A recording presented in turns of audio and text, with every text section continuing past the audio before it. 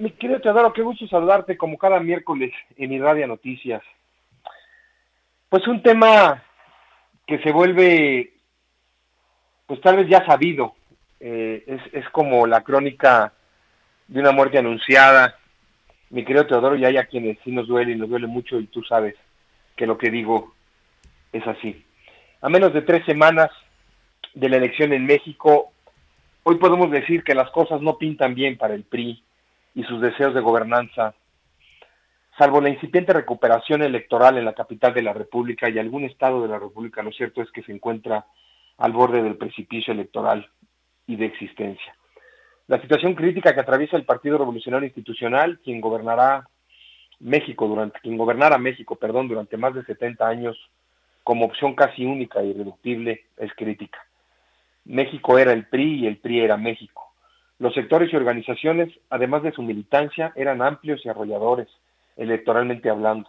Lo mismo campesinos que trabajadores, que obreros, que jóvenes, que comerciantes, que madres de familia, que empresarios, daban forma a la democracia nacional conformada por un país que veía en el PRI la oportunidad de crecimiento y desarrollo, de estabilidad laboral y paz social, lema añejo del priismo y sus militantes. Pero ¿qué pasó? ¿Cómo ocurrió? ¿Qué dejó de hacer el partido? ¿Por qué poco a poco sus estructuras, sectores y organizaciones dejan de trabajar y movilizar a sus militantes y simpatizantes? En el entendido que el poder público desgasta y el ejercicio del poder en sí mismo representa también un desgaste,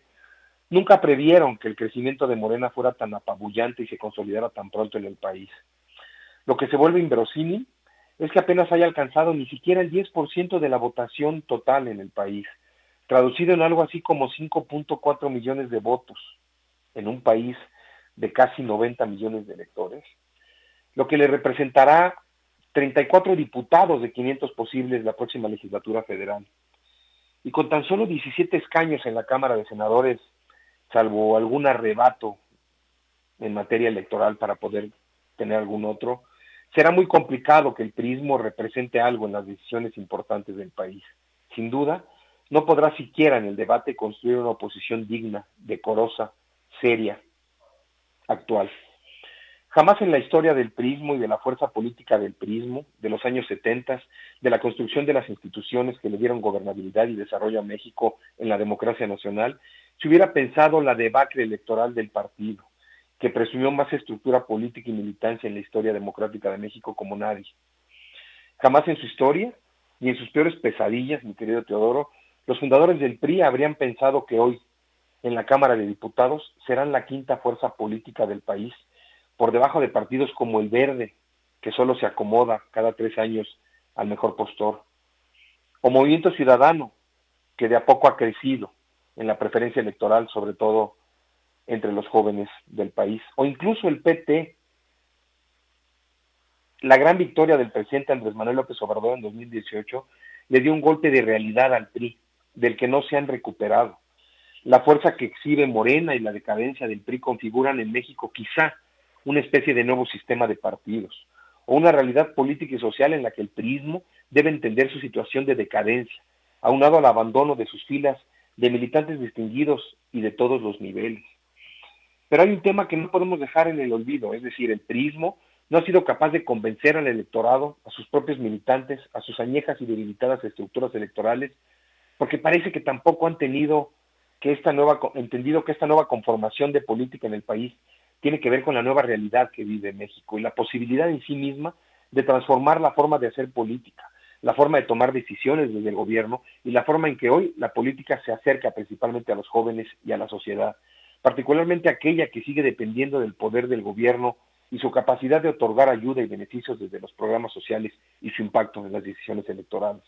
Aunado a lo anterior, debemos de tomar en cuenta que el presidente del Comité Ejecutivo Nacional se ha encargado de modificar a su antojo y conveniencia desde su manejo pernicioso, abusivo y falaz el Consejo Político Nacional, órgano máximo de decisión al interior del Partido Revolucionario Institucional, dejando entrever estas últimas semanas que los trabajos del propio Comité Ejecutivo Nacional del partido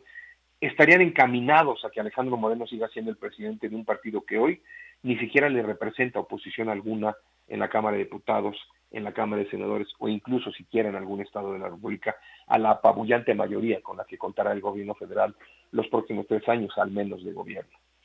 Y es que hay que decirlo y decirlo claro, la situación actual del priismo y de su crisis nacional atiende no solo a los últimos 6 años en el contexto nacional, sino atiende a una deuda histórica que tiene el priismo con el pueblo de México. Hoy, estadísticamente, el partido más aliado en el país sigue siendo el PRI. Aunque ya hace 6 años no gobierne más a la República, la pérdida del poder público en los estados, al gobernar hoy solo 2 estados de 32 posibles, es un indicativo quizá de que el partido debiera cambiar sus colores, sus siglas, su ideología, su estructura partidista, su forma de hacer gobierno e incluso reestructurar sus documentos básicos, su programa de acción. En fin, refundar el partido con la fuerza de lo que representa a las nuevas generaciones y su impacto en las decisiones electorales. Esperemos, pues, con el transcurso de los meses y el inicio del nuevo gobierno en el país, qué es lo que le depara a la política nacional, al partido otrora único, constructor de instituciones y garante del desarrollo y de la paz social de México, que hoy ha transformado su visión política, económica y social de cara al nuevo gobierno y al mandato presidencial de la primera mujer presidenta de México. Ese es mi comentario, mi querido Teodoro, y nos escuchamos en la próxima.